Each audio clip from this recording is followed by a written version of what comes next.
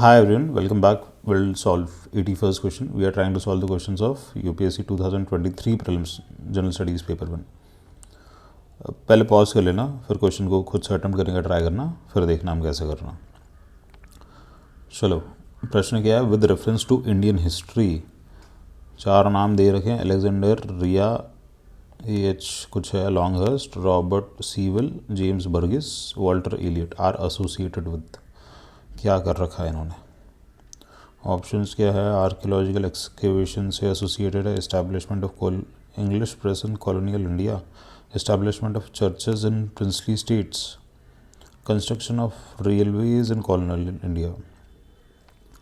अब देखो, ये जो क्वेश्चन है ना, ये क्वेश्चन है एकदम एक्सट्रीमली फैक्चुअल. इस क्वेश्चन में या तो आपको एग्जैक्टली आता है तो आता है, या तो दूसरा तरीका, फिर यहाँ पे अपना जुगाड़ शुरू होता है. जुगाड़ कहाँ से आता है. ये जुगाड़, दिस जुगाड़ is purely based on your knowledge and your experience.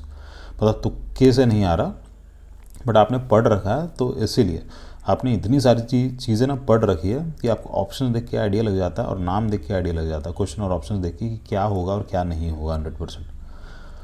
अब यहाँ पे जैसे कुछ टॉपिक्स है ना, जैसे English press, establishment of churches, Railways का जैसे आपको एग्जैक्टली याद है कि 1850s में हुआ था, जब हमारे डलहौजी साहब आए थे. उनके बाद अपना रेलवे जो कंस्ट्रक्शन वगैरह है वो पूरा का पूरा रूट बना था. Churches specifically in princely states की बात कर रहा है. अगर आप चर्चेस बनाओगे भारत में, तो सिर्फ आप प्रिंसली स्टेट्स में चर्चेस क्यों बनाओगे. आप पूरे देश में चर्चेस बनाओगे ना. और प्रिंसली जो स्टेट्स है उसमें तो जो जनरली जुरिसडिक्शन था वो वहाँ के प्रिंसेस का था. ठीक है. अब मैं आपको तोड़ के एग्जैक्टली ऑप्शंस बता रहा हूँ. यहाँ पे लॉजिक भी लग रहा है, but this logic is also purely based on what ever I have read. उसी के हिसाब से मैं यहाँ पे लगा पा रहा हूँ. ठीक है. ये दो तो 100% आपके नहीं आ रहे, कुछ भी हो जाए नहीं आ रहे. ठीक है. ये जो नाम दे रखे ना ऊपर, इनका हमें कुछ भी आइडिया नहीं है इन्होंने क्या कर रखा है इसमें. यार एक भी नाम ना, नहीं, एक भी नाम का आइडिया नहीं है फ़िलहाल तक. तो मतलब जब बैठा हूँगा एग्ज़ाम में उसके पहले शायद नहीं, लूसेंट में शायद दे रखे हैं, इनमें से कुछ ना कुछ दिया ही होगा. बट अपने जैसे एकदम फेमस नाम है ना, जैसे कनिंगम वगैरह हो गया, तो वो सब नहीं है. ये कनिंगम हो गया, अपने जो ये हड़प्पा वगैरह जिन्होंने एक्सकेवेट किया था ना, आर.डी. साहनी करके, ये सब नाम भी नहीं है. तो ये तो कट गया. अब देखो उसके बाद establishment of English press in colonial India. अब इंग्लिश प्रेस वाला टॉपिक है ना, ये भी स्पेक्ट्रम में बहुत अच्छे से दे रखा. अब ये जब पूरा इंग्लिश प्रेस का फंडा पड़ा है, तो इंग्लिश प्रेस के फंडे में ना इनमें से किसी का भी नाम कभी आया नहीं है.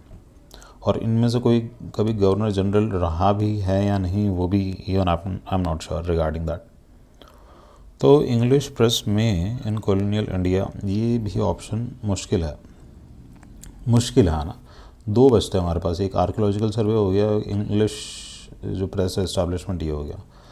तो यूपीएससी जिस हिसाब से क्वेश्चंस फ्रेम करता है ना, पास में भी जैसे यूपीएससी ने कर रखे हैं, तो आपको थोड़ा आइडिया लग जाता है कि क्वेश्चन जो बना है उसका आंसर क्या हो सकता है.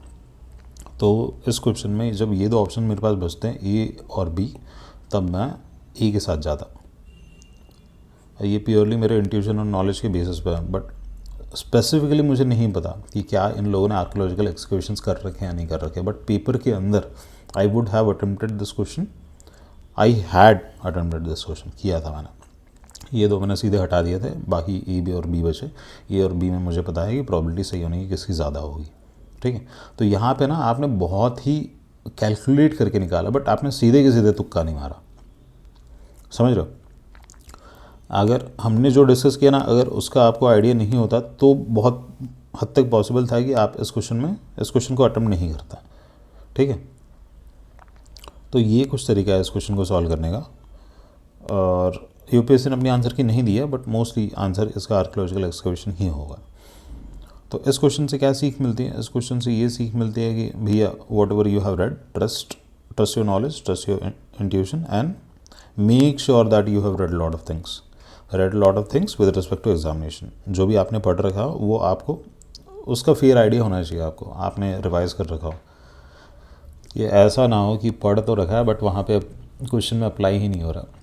वो तब होता है जब पेपर में बैठने के पहले चीज़ों को ढंग से अप्लाई नहीं किया हो, कभी आपके दिमाग से वो चीज़ें बाहर ही नहीं निकली हो, कहीं अप्लाई नहीं किया, कभी मेंस के आंसर नहीं लिखे, कभी प्रीलिम्स के आंसर सॉल्व नहीं किए, कभी किसी दोस्त के साथ डिस्कस नहीं किए, सिर्फ किताब ली, पढ़ा और सोचा कि याद हो गया, उसे अप्लाई नहीं किया। अप्लाई करना ज़रूरी है। तो एंड करते हैं इस वाले क्वेश्चन को, 81 को। This was quite an interesting question. मिलता है आपसे नेक्स्ट क्वेश्चन में।